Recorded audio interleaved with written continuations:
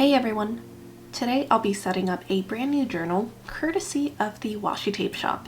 I've been such a huge fan of their washi and PET tapes for the past few years, and they have kindly sent over some new products for me to use in today's video, which I am so incredibly thankful for and very excited to share with you. The first product being this gorgeous hardcover dotted journal that they recently released. I've never tried any of their journals before, so I'm very excited to use this. Not only is it a gorgeous vintage brown PU hardcover, it has some very beautiful debossed gold foil and black detailing on the front cover. There is no detailing on the spine of the journal or on the back cover. The corners of the cover and pages are not rounded off like similar dotted journals currently on the market. The journal comes with a 5mm soft gray dot grid, and the paper is 120 GSM, a very lovely middle-of-the-road weight that should allow a number of different mediums to perform well on the page without bleed-through or intense ghosting. The journal also comes with 2 ribbon bookmarks, and on the inside of the back cover, there is also a gusseted pocket to store any stickers, sticky notes, or additional ephemera. Just for a quick comparison for anyone else who is also familiar with Archer & Olive journals, there should be 160 pages in the Washi Tape Shop journal, whereas this Archer & Olive one has 192. The Washi Tape Shop journal is quite a bit thinner than the Archer & Olive, but that can certainly be due to fewer pages as well as the thickness of the pages, with the Washi Tape Shop having 120 GSM and the Archer & Olive having 160. The Washi Tape Shop journal is an A5 size. That's just ever so slightly taller than the Archer & Olive journal. But the Washi Tape Shop journal does not come with an elastic closure or pen loop like the Archer & Olive one.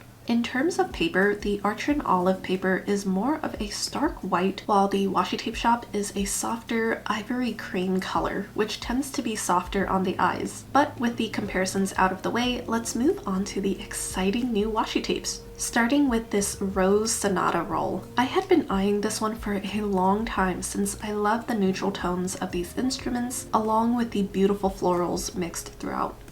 Next is the Petals and Parchment set, which comes with 4 different rolls.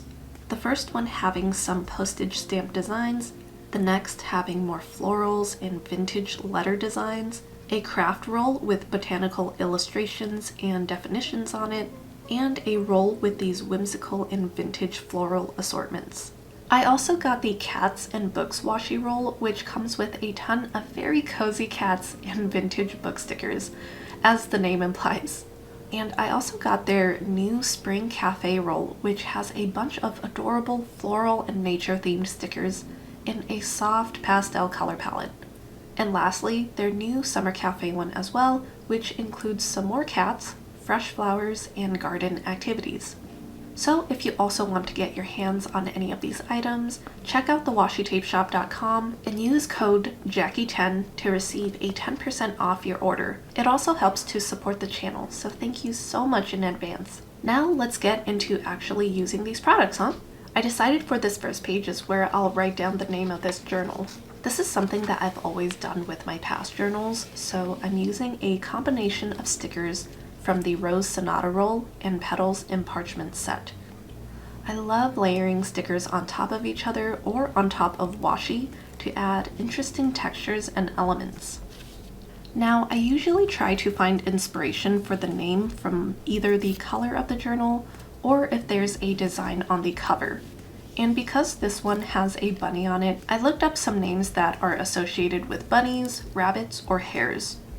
I decided to name this journal Harley because apparently in Old English it means hare's meadow, which I thought was quite fitting and painted a nice picture in my mind.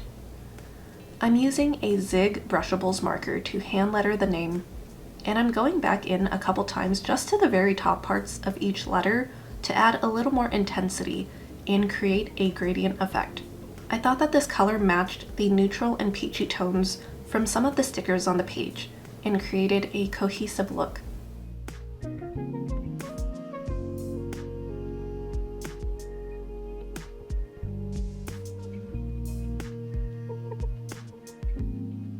I also created a border in between the spaces of the stickers and used the other side of the marker to add the lighter color as well.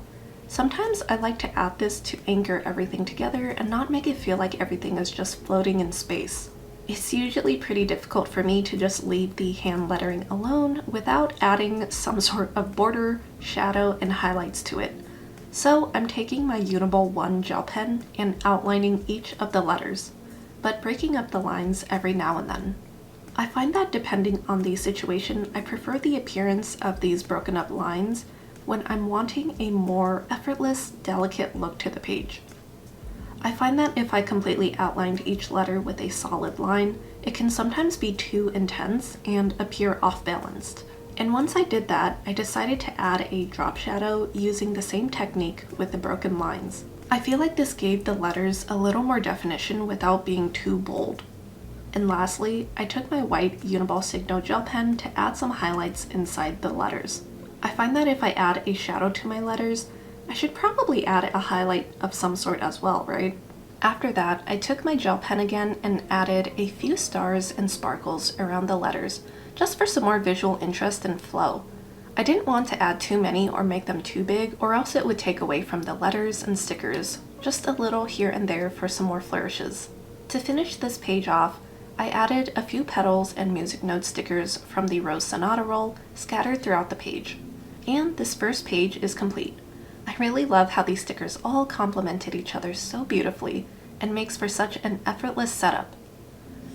Moving on to the next spread, you can see that there is a little bit of ghosting from the brush marker on the backside of the page, but I personally don't mind it, and it definitely isn't as intense as it would be in some of my other journals. Starting with the decorations, I'm taking the large craft roll from the petals and parchment set, and I'm placing a long strip of it on the edge of this left page. This is one of my favorite ways to use these larger washi tapes with writing or script on them, is to use them as a border on one edge of the spread. I think it also adds an interesting shape and border for when you go in to write your journal entry after. Once that's been fitted and trimmed, I had this curious idea to create a little street view scene at the bottom of the spread. Since the Cats and Books, Spring Cafe, and Summer Cafe rolls each have these adorable little storefronts, I took a coffee shop, bookstore, and cafe sticker and placed them next to each other. However, I felt like there wasn't really anything anchoring them together, so to make them look like they were truly next to each other and part of a scene, I used my Prismacolor colored pencils to basically extend the buildings and designs to fill in the gaps. I had so much fun doing this part. You definitely don't have to do this when you use these stickers. I think that they are absolutely gorgeous on their own. But I thought that this would be an interesting and fun way to spruce up your journal spreads and just find some inspiration from the stickers or washi tapes that you're using to create a fun little art piece. I also found this part to be so relaxing and meditative. Truly everything in this video, honestly. I find so much joy in sitting down with some supplies to decorate and set up a brand new journal that is basically going to be like my confidant for the next few months until I finish it up. Now that the coloring is done, I placed the lavender stickers at the top right and added a street light layered on top of it, since I felt like this top corner was needing a little something. This spread was feeling a little left and bottom heavy up until this point, so I felt like this ended up balancing everything out. Now finally onto the journaling. As per usual, I always start my journal entries with the date and time when I start writing. Since I discovered fountain pens last year, that's been my preference when it comes to journaling lately. Since the date and time usually serve as my headers, I've been really liking to write it in faux calligraphy using my fountain pens.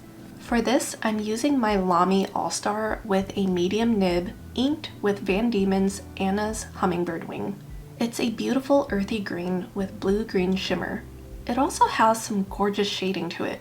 Van Dieman's shimmer inks have been somewhat inconsistent for me in the past though.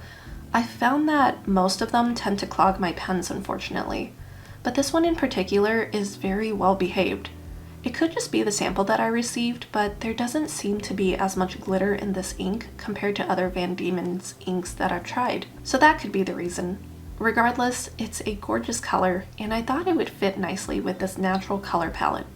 For my actual journal entry though, I'm using my Pilot Kakuno with a medium nib as well.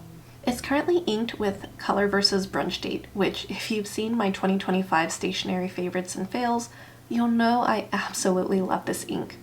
And I think it pairs beautifully with this madoromi pink fountain pen as well. This ink doesn't have any shimmer in it, but it does have some very lovely shading. While writing my journal entry, I was feeling a bit of regret not using a finer fountain pen nib. Looking back, I think that a finer nib would have matched the aesthetic better than a medium nib. However, the majority of the fountain pens I have are medium nibs. Before fountain pens, I was an avid gel pen user and always preferred thinner sizes, like 0.38 millimeters. Now that I've switched to fountain pens though, I find that I have a greater preference for medium nib sizes. I find that they tend to be much smoother to write with, and I'm able to see a lot more of the ink properties, such as the shimmer particles or shading as opposed to my fine nib pens. But with the bolder nibs comes bigger and bolder writing, which doesn't always match the vintage and dainty aesthetic. Also, please keep in mind that the way that I journal isn't going to be the way that anyone else has to or should be journaling. Just because I add decorations to my pages prior to journaling doesn't mean that you have to. There have been many times where I don't even bother adding stickers or any decorations to my spreads first, and just dive into journaling, especially when I really need to get something off my mind. However, it's also not a crime if someone feels like making their spreads pretty or if they want to decorate it before they journal. A lot of the time, that's part of the fun. But if you don't have time to do it, don't stress out about it or feel like you need to do it. At the end of the day, just do what's best for you. Anyway, that about does it for today's video. Again, thank you so much to the Washi Tape Shop for working with me, and thank you to everyone who has supported my channel this far and allowing these exciting opportunities to come my way. I truly appreciate you all. Again, if you'd like to pick up the journal or any of the washi tape rolls from today's video, please check out the washitapeshop.com. They have so many other fun and beautiful designs on their site as well if you're interested in a different theme. And they also have a few other journal designs that you can choose from as well. If you do decide to pick something up, use code Jackie10 for 10% off your order. I also have everything I used today listed down in the description for anyone that's curious. However, if I happen to miss something, please feel free to leave a comment and I'll get back to you on that. Thank you so much for watching today's video. I really hope that you enjoyed it. Let me know what your favorite item was from today and we can chat about it down below. Take care and I'll see you in the next one.